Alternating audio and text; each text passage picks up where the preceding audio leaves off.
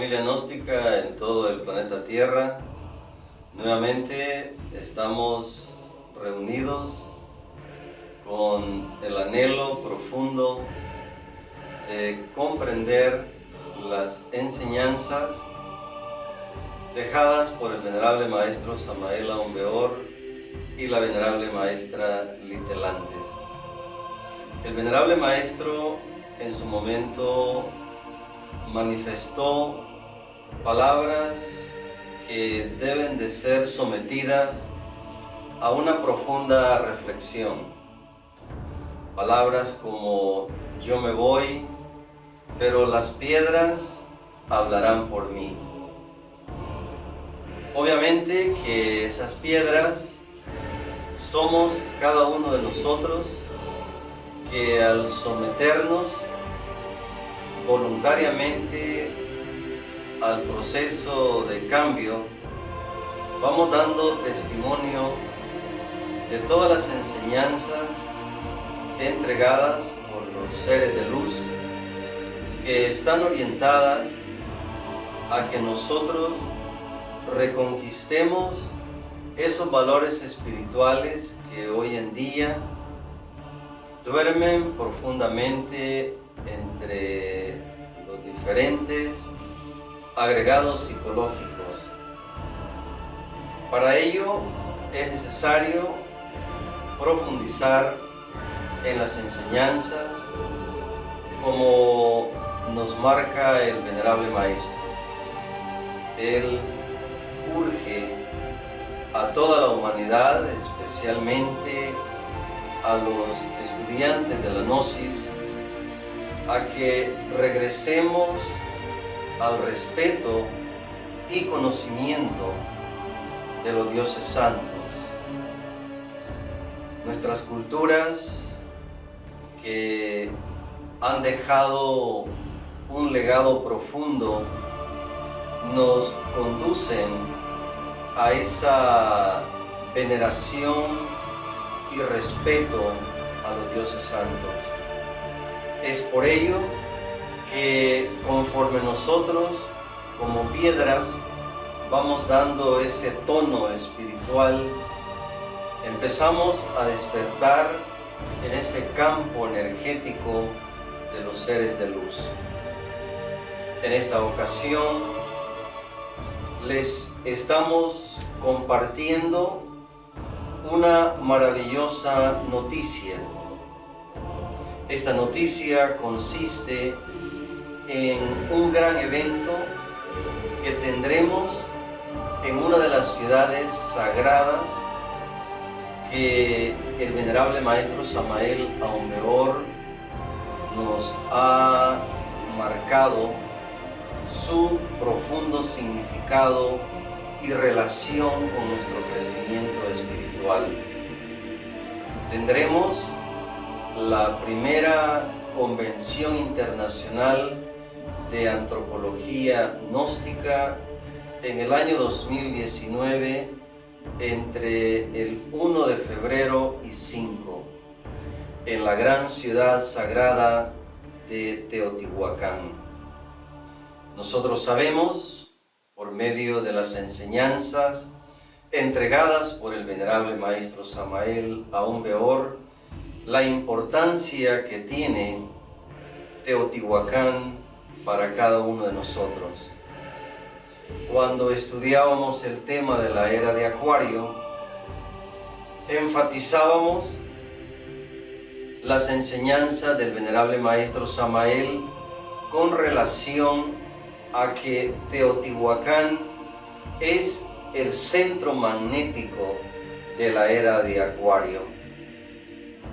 Todo estudiante gnóstico debería visitar Teotihuacán por lo menos una vez en su vida, ya que equivale esta ciudad sagrada a la Jerusalén de la era de Piscis. Por eso es que es importante que como estudiantes gnósticos nos demos cita el año 2019 entre el 1 y 5 de febrero en esta ciudad maravillosa donde sacerdotes y sacerdotisas aprenden a volar.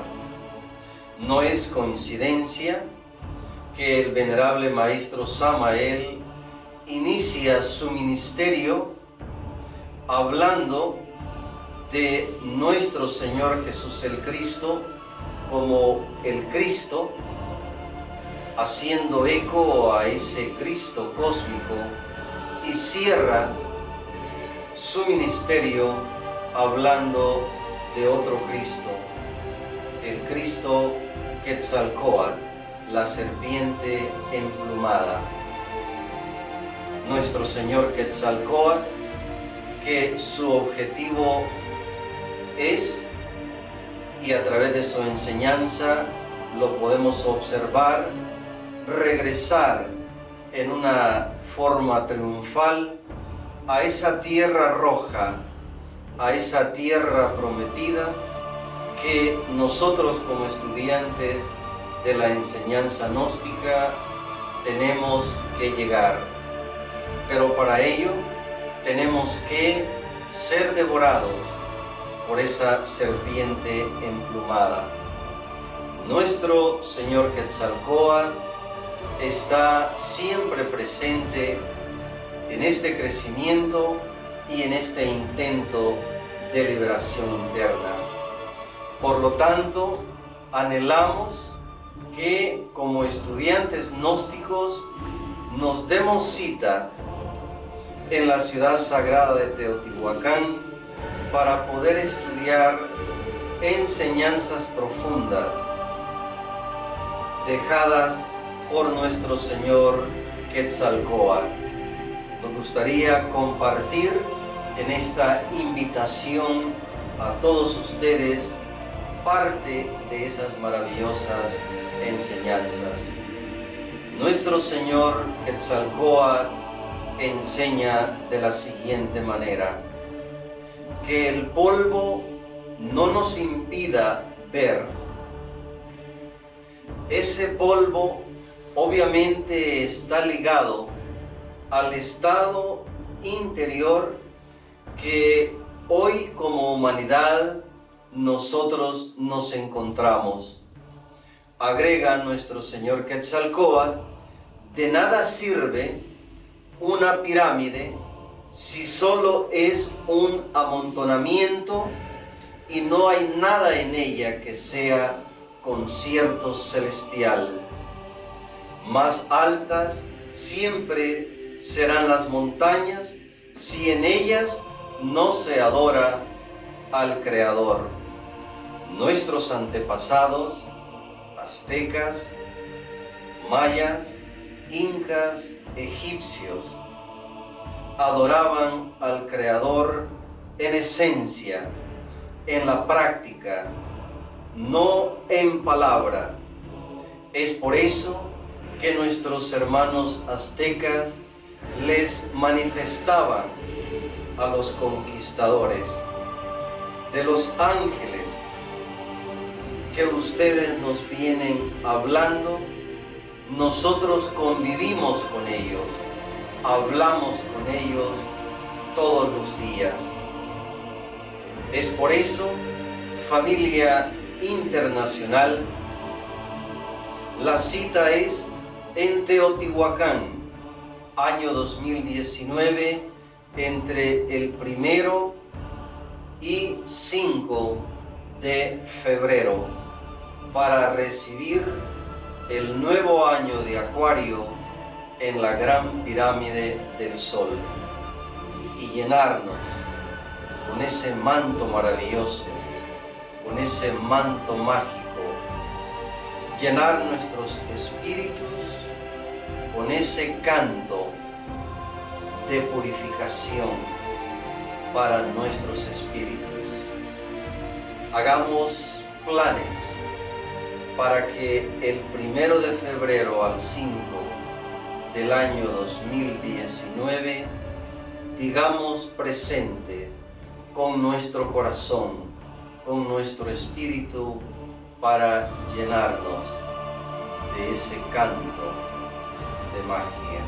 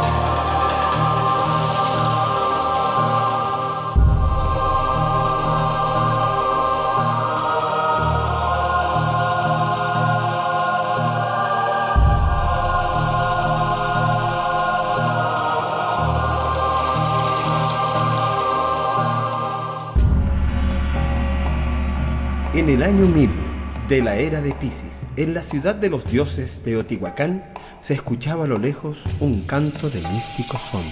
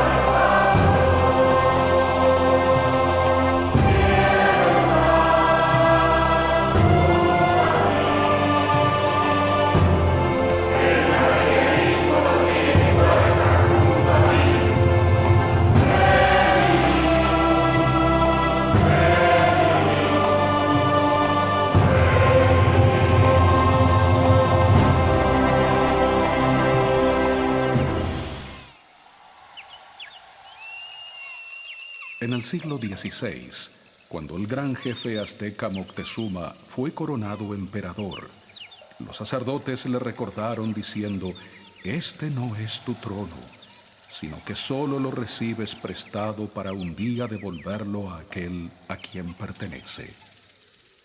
Cuando Hernán Cortés llegó a los aztecas, lo confundieron con Quetzalcóatl, el gran dios blanco mencionado en sus antiguos anales. Quetzalcóatl fue el más respetado entre todos los dioses aztecas y por quien sentían gran amor, reverencia y devoción. En su arte se reflejan rasgos de la historia de la creación y con los movimientos de sus danzas hacen ofrendas y expresan honor.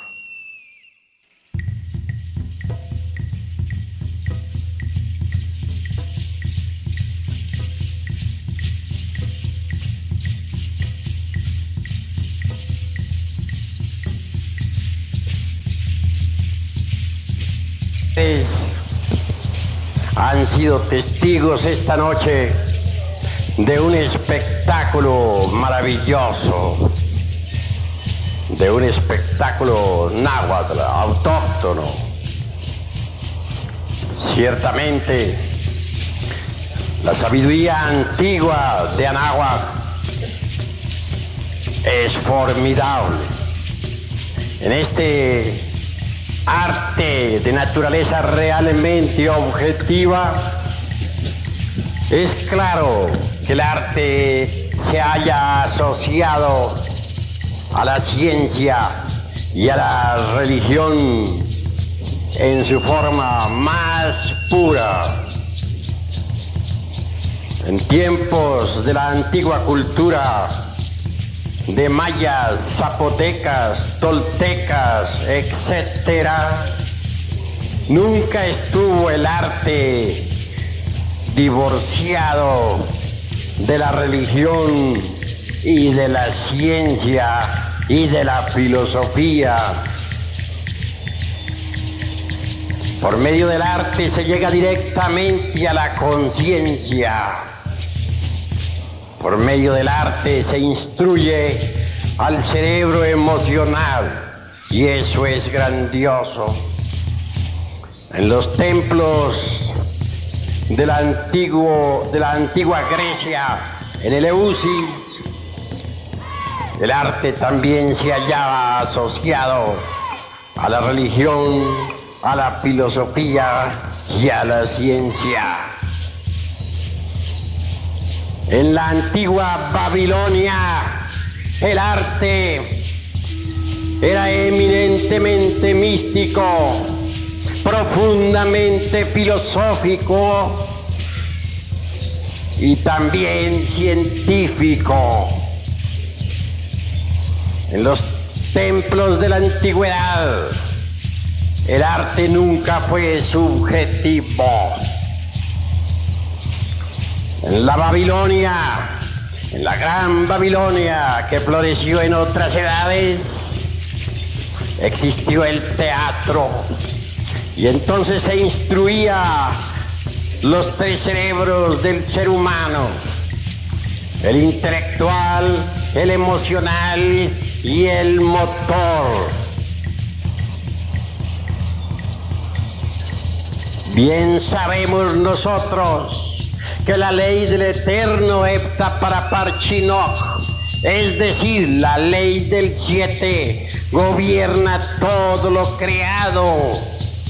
Así que nunca faltaba en las esculturas de la antigua Babilonia, ni en los monolitos y esculturas de este México milenario,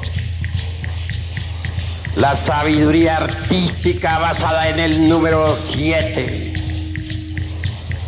Si alguna vez alguna pieza artística, por incongruencia, resulta con algo diferente, que fácilmente puede ser confundida con algún deterioro ocasionado por el tiempo, se debe ello precisamente al hecho de querer llamar la atención sobre la ley sagrada hepta para parchinoc. En México antiguo, glorioso, se hablaba por medio de la danza sagrada, se hablaba por medio de la palabra y se hablaba también a través de ciertos signos científicos. En la Babilonia, la música, la danza, la filosofía, la ciencia se expresaban vivamente en el teatro. A través del centro motor, por medio de la danza, se instruía este cerebro. A través del centro emocional, fluía pues la emoción más pura, y a través del centro intelectual se concebían ideas trascendentes y trascendentales. Se instruía al centro intelectual, se instruía al centro emocional y se instruía al centro motor. Se usaba la danza, se usaba la palabra que iluminaba, se usaba la mística religiosa. Y los tres cerebros del ser humano, intelectual, emocional, motor, recibían instrucción.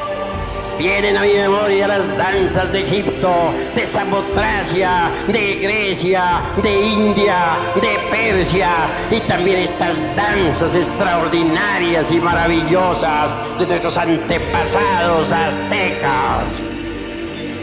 Amigos, la sabiduría que floreció en el México antiguo es la misma de Egipto, es la misma de la India milenaria, la tierra sagrada de los Vedas, es la misma de Samotracia, de Troya, de Roma, de Cartago.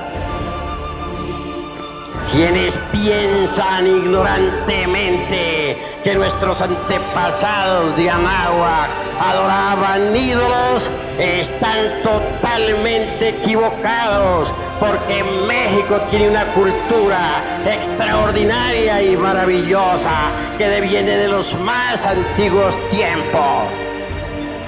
Bien podría haber México conquistado Europa para enseñarle una doctrina solar, para llevarla a un nivel de más alta civilización.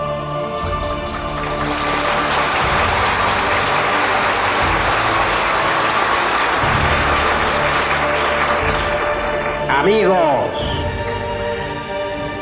si en la vieja Europa se adoró al Cristo, quiero que sepan también que aquí se reverenció al Cristo cósmico, a nuestro Señor Quetzalcóatl.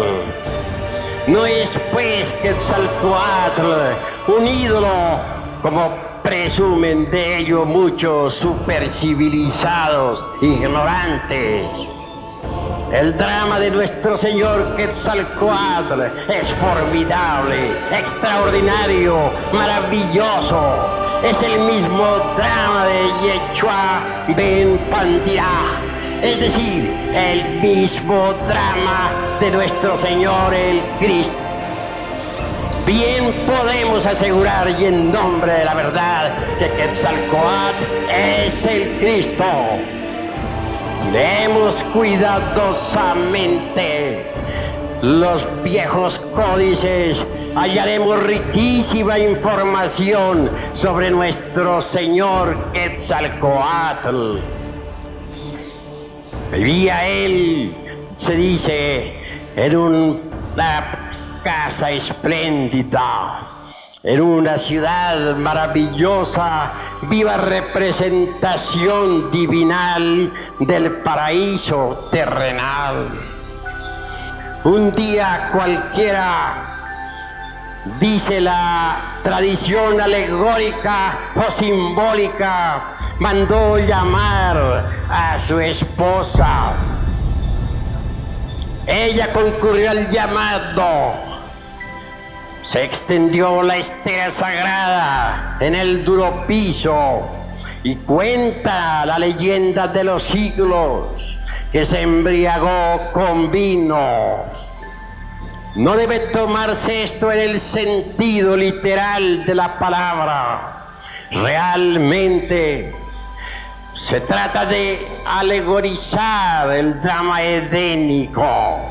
Es decir, comió de ese fruto que se le prohibiera, cuando se dijo: de todos los árboles del huerto podréis comer, menos del árbol de la ciencia del bien y del mal, porque el día que de él comiereis, moriréis.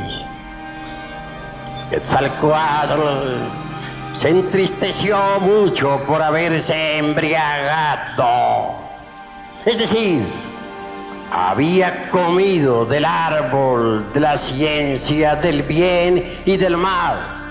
Entonces hubo de abandonar la lejana Tule, la ciudad espléndida de la luz, y vagó por todos los países del mundo, sufriendo terriblemente.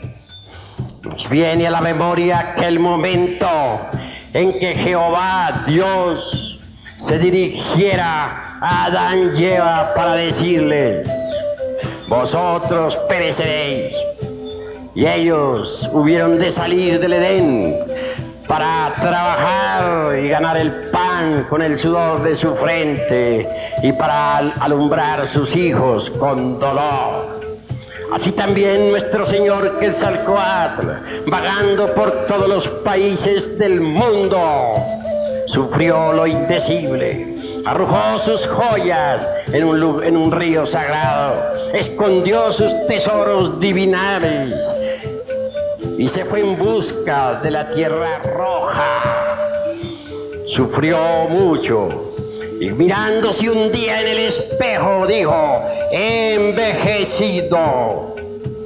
Fue sometido a pruebas por algunos magos negros, pero él salió victorioso. Y al fin, después de haber sufrido mucho, llegó a la tierra roja. Entonces, dice la tradición, pudo morir y resucitar. Bajó a la región de los infiernos, al Mixtlán, para recoger los huesos de sus antepasados. Incuestionablemente, antes que subir, es necesario bajar. A toda exaltación le precede siempre una espantosa y terrible humillación. Quetzalcóatl fue humillado antes de ser exaltado. Arrepentido, resolvió incinerarse y de entre esas cenizas resucitó para convertirse en el lucero de la mañana. Recordemos nosotros aquella frase del Apocalipsis que dice: al que venciere le daré el lucero de la mañana. Ese lucero de la mañana, esa estrella maravillosa Venus, realmente representa la fuerza extraordinaria del amor. Quetzalcóatl resucitó de entre los muertos, es decir, volvió a cristificarse. Sufrió por haber caído, pero se transformó después de haber sufrido. Y convertido pues en un maestro de sapiencia, se transforma en el lucero de la mañana. Quetzalcóatl es el Cristo cósmico, el Cristo que bulle y palpita en todo lo que es, en todo lo que ha sido y en todo lo que será.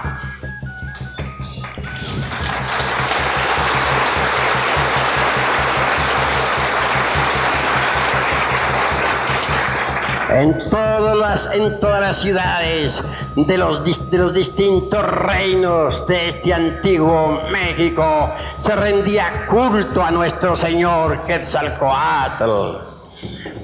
Y si nosotros visitamos Yucatán, hallaremos en algunas piedras todavía la historia de la vida, muerte y resurrección de nuestro Señor Quetzalcóatl. Eso se debe a que los antiguos náhuatl, los antiguos mexicanos, eran verdaderamente guerreros y sabios. Conquistaron otras tierras, se expandieron hacia el sur, llegaron a Yucatán, impusieron su doctrina en todos los lugares centroamericanos. Ni siquiera los mayas pudieron rechazar el grandioso culto al Cristo cósmico, a nuestro Señor Quetzalcóatl.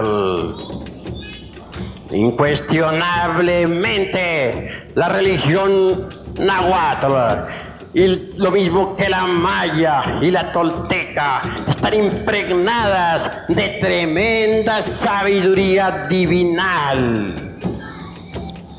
Quienes supongan, por ejemplo, que los dioses de Anáhuac o los dioses toltecas o zapotecas eran meramente ídolos, se hallan perfectamente equivocados. En nombre de la verdad diremos que los dioses de la antigua Tenochtitlán no fueron jamás ídolos.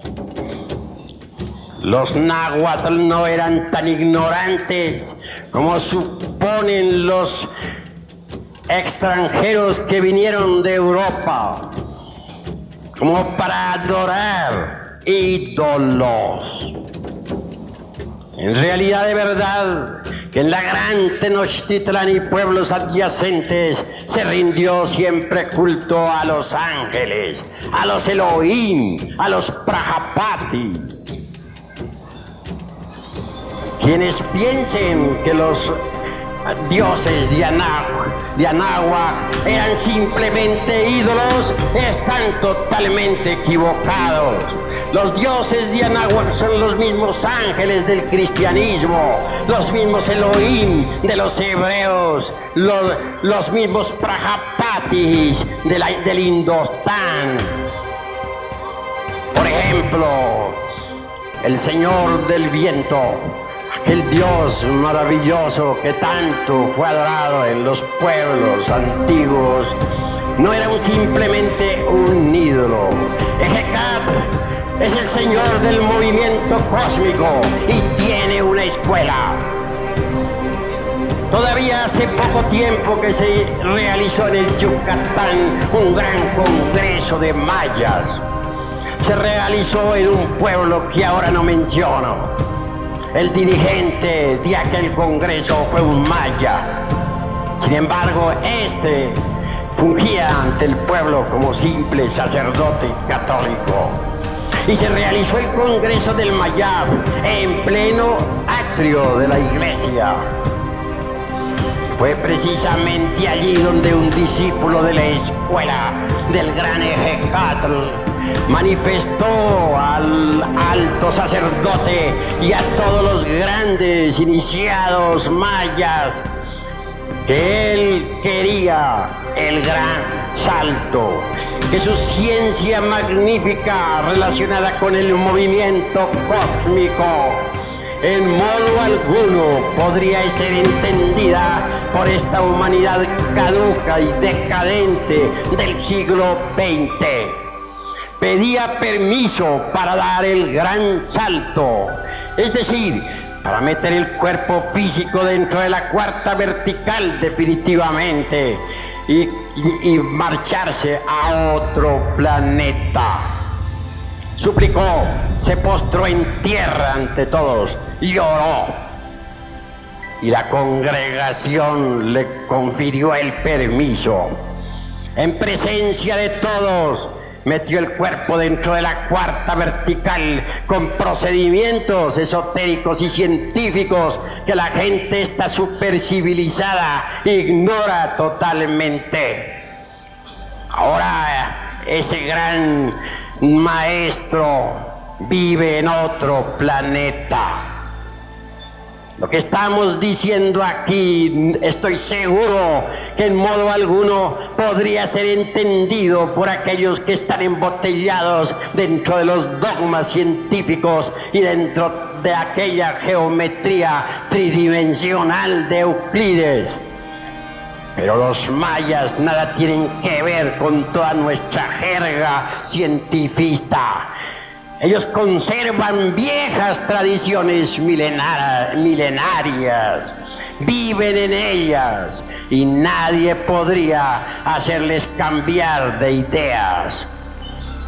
Y aunque parezca increíble lo que voy a manifestar aquí ante este honorable auditorio que me escucha, todavía en el Yucatán existe una ciudad Ginas.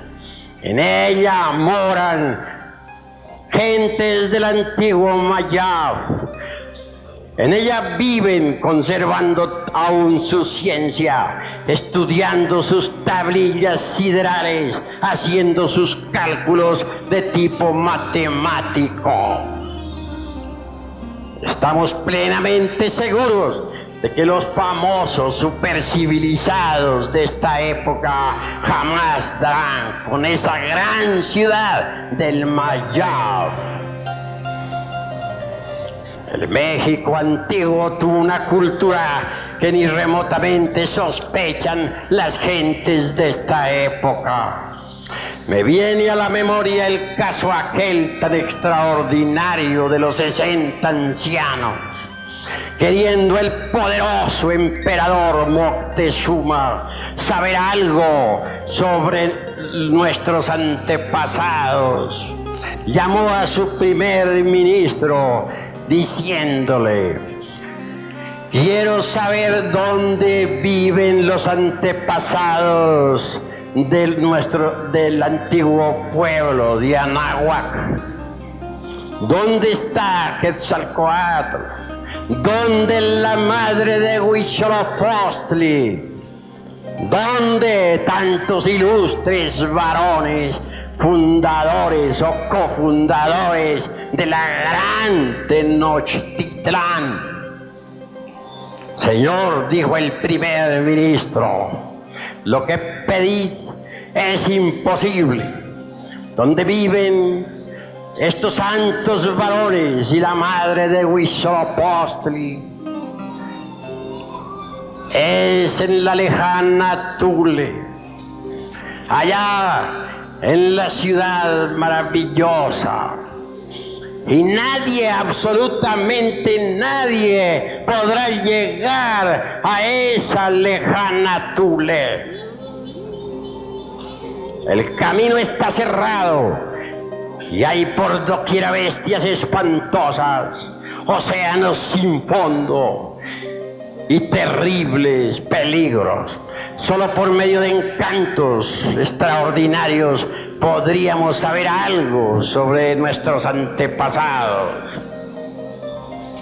Voy a consultar, dice el poderoso emperador, al antiguo historiador de este imperio.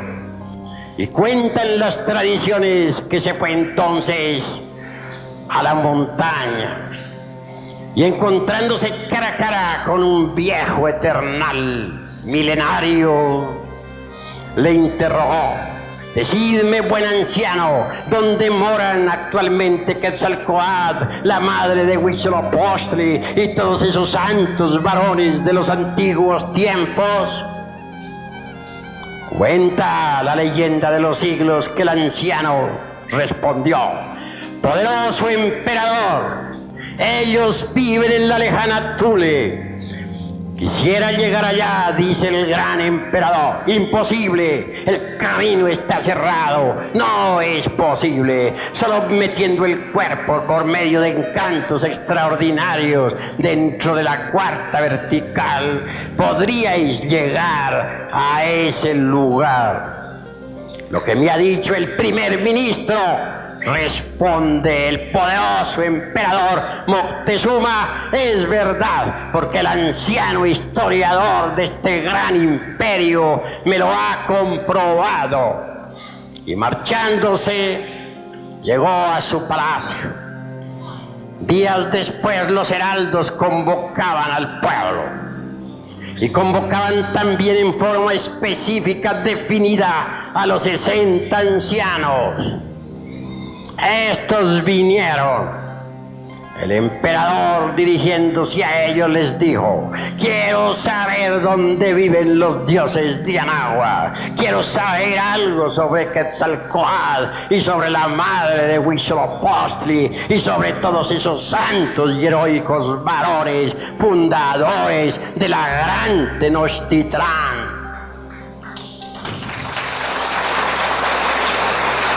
La agüita.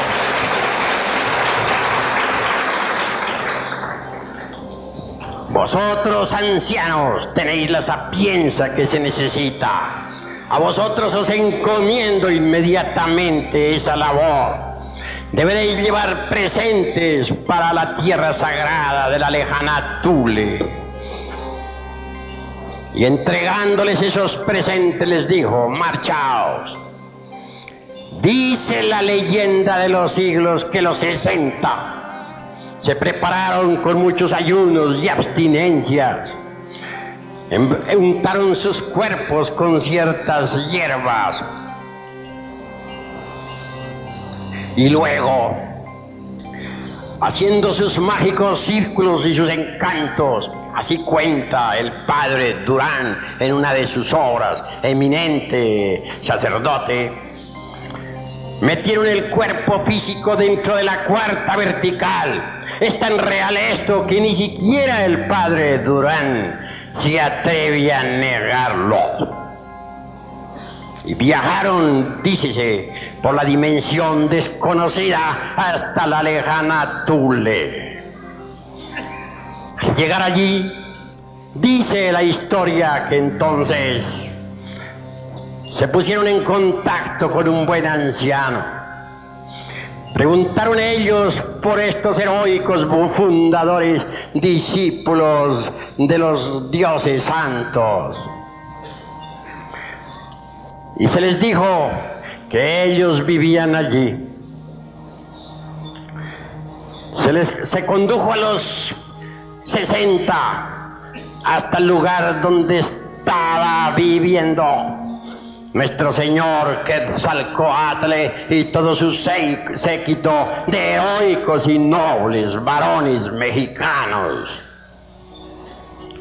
Entregaron sus presentes a quienes debían entregarlo. No se deja de mencionar el caso de que cuando marchaban hacia las casas de tan legendarios señores, los pies se hundían en la arena y hasta se les dificultaba a estos 60 caminar. ¿Qué os pasa?, preguntó el anciano a los 60. ¿Por qué no podéis andar? ¿Qué es lo que coméis vosotros, mexicanos? ¿Qué es lo que bebéis? Los 60 respondieron: Señor, nosotros bebemos mucho pulque y nos embriagamos. Comemos de toda clase de carnes de caza. Desgraciadamente también fornicamos. Es por eso, ilustres varones, dijo el anciano, que se os dificulta caminar en este lugar. Vuestros presentes ciertamente no son para nosotros necesarios, pues vivimos una vida modesta, dormimos en el duro yermo, no necesitamos de lujo. Una anciana salió al encuentro de los 60. Traía la cara tiznada con carbón. Su vestidura estaba toda rasgada y sucia. Era la madre de Huitzilopochtli, la deidad fundadora de la gran Tenochtitlán. Era la divina madre Kundalini, triste porque su hijo había caído por la fornicación. Estoy triste, dijo ella, hasta que mi hijo regrese, es decir, hasta que el Bodhisattva, hablando en lenguaje sánscrito, se eleve, se regenere, suba otra vez del lodo de la tierra. Si vosotros continuáis así como vais, dijo la madre de Huitzilopochtli, pronto vendrán del otro lado del mar hombres blancos y barbudos que os conquistarán y os destruirán. Se refería claramente ella a los conquistadores de España. Platicaron los 60 con Quetzalcóatl, recibieron distintas enseñanzas. Después de todo, la madre de Huitzilopochtli entregó un braguero, se dice, a los 60 para que ellos a su vez se lo entregaran al poderoso Moctezuma. Ciertamente este no es más que un símbolo de castidad. Y despidió la madre de Huitzilopochtli a los 60.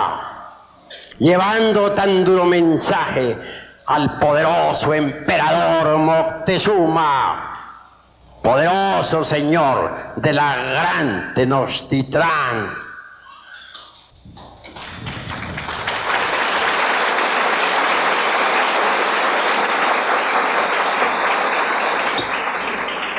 Regresaron los 60 por entre la cuarta vertical, con su cuerpo físico en estado de ginas. Algunos de ellos perecieron durante el trayecto, pero quienes lograron volver a la gran Tenochtitlán entregaron el mensaje al poderoso emperador, y él y su primer ministro lloraron, llenos de dolor.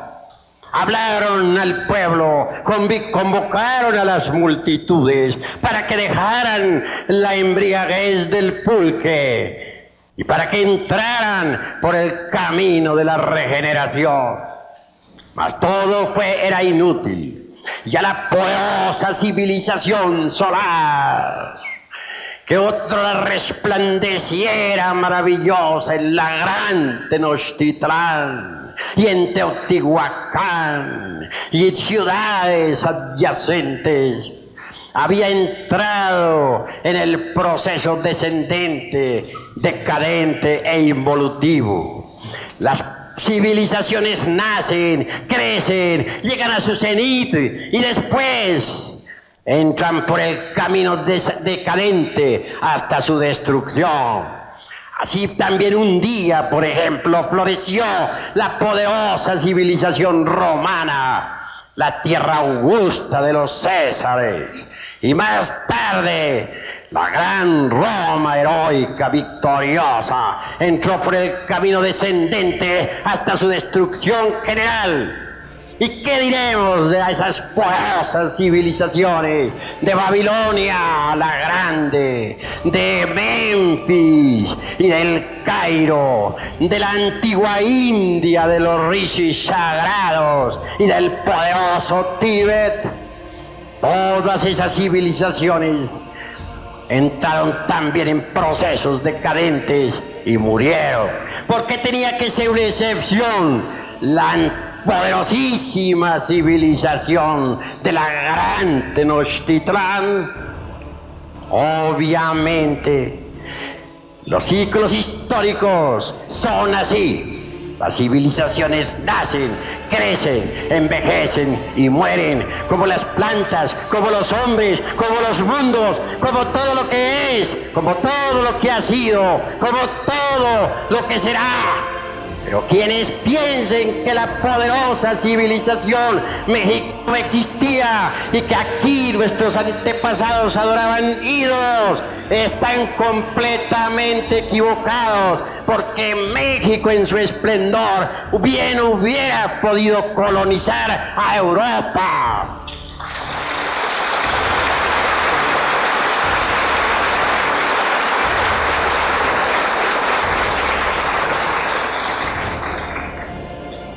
Nuestra Asociación Gnóstica de Estudios Antropológicos y Culturales posee tesoros preciosos. Entre ellos tenemos realmente los tesoros del antiguo México. Quiero referirme a los tesoros esotéricos y endotéricos, a los tesoros trascendentales y trascendentes, a la poderosa cultura mística, religiosa y artística de la antigua náhuatl. Invitamos a todos los hombres y mujeres de buena voluntad a conocer todos estos tesoros extraordinarios, a estudiar en verdad la doctrina antigua del México milenario. Amigos, es necesario comprender la hora en que nos encontramos. Los hijos del quinto sol, está dicho claramente por los sabios de Anáhuac, perecerán por el fuego y los terremotos. En estos instantes de crisis mundial y de bancarrota de todos los principios, la tierra tiembla por todas partes. Ahora en Europa dando 7.000 muertos, ahora en el Perú dando 50.000, ahora en la tierra de Managua acabando con la capital de ese país, ahora en Venezuela o en Colombia o en la China. Y nadie conoce realmente la raíz de todos esos terremotos.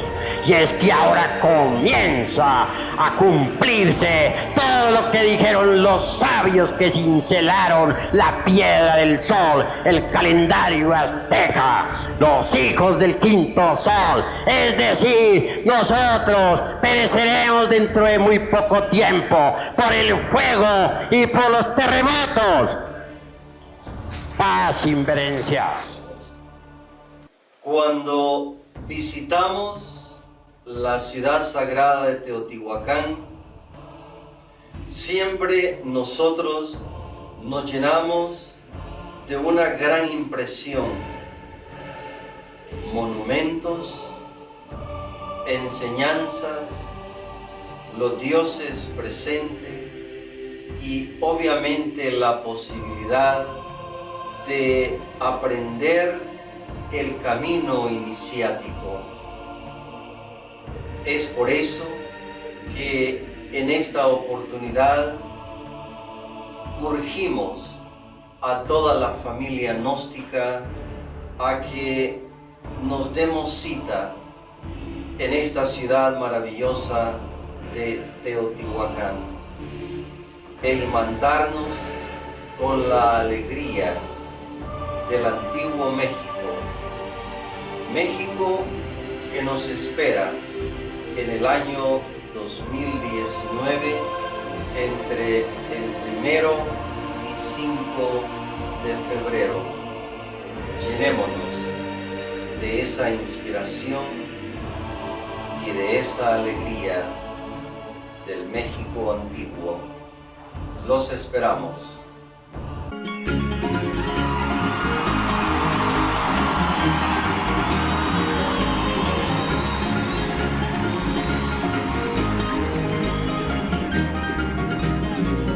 Ay, qué bonito es bailar, eso del tilingo-lingo, que lo pueden zapatear, tanto el chino como el gringo.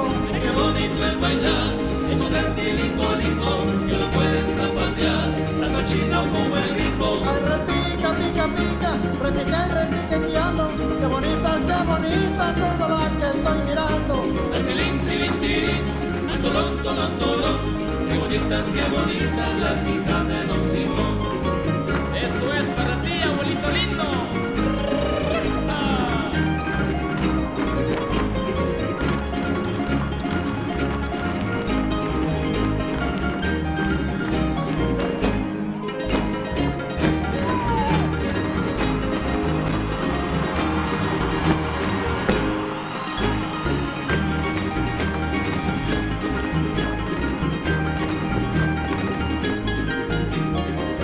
El son del tilingo-lingo tiene un ritmo singular, hay que ponerse muy chango para poderlo zapatear. El son del tilingo-lingo, de los ritmos singular, hay que ponerse muy chango para poderlo zapatear. Ay, repica, pica, pica, repica y repiqueteando, qué bonita, toda la que estoy mirando.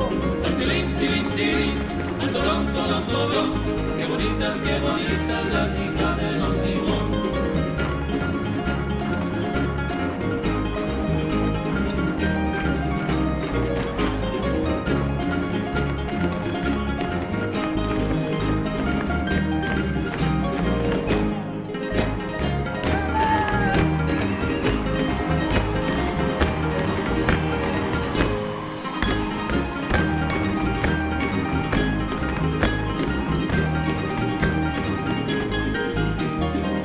El son del tilingo-lingo es un ritmo sabrosón que se baila con estilo de la bamba y del danzón. El son del tilingo-lingo, de los ritmos sabrosón, que se baila con estilo de la bamba y el danzón. Ay, repica, pica, pica, repica y repiqueteando, qué bonita, toda la que estoy mirando. Al tilín, tilín, tilín, al tolón, tolón, tolón, qué bonitas las hijas de Don Simón.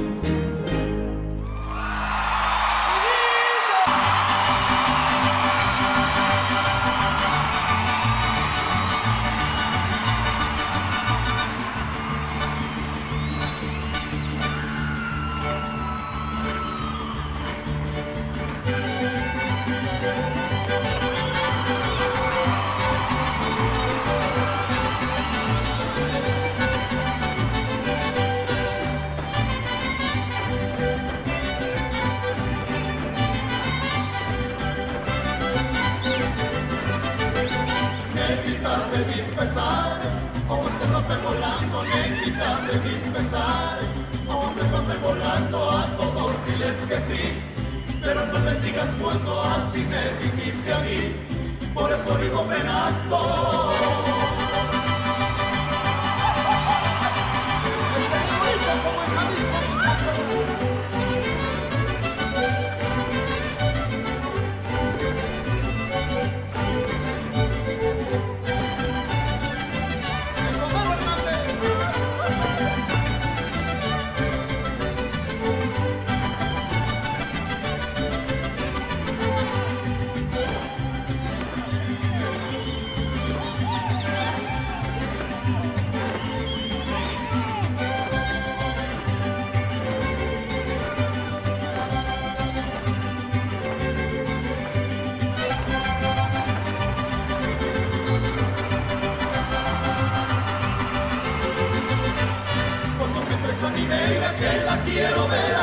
con su rebozo de seda que le traje de Tepí.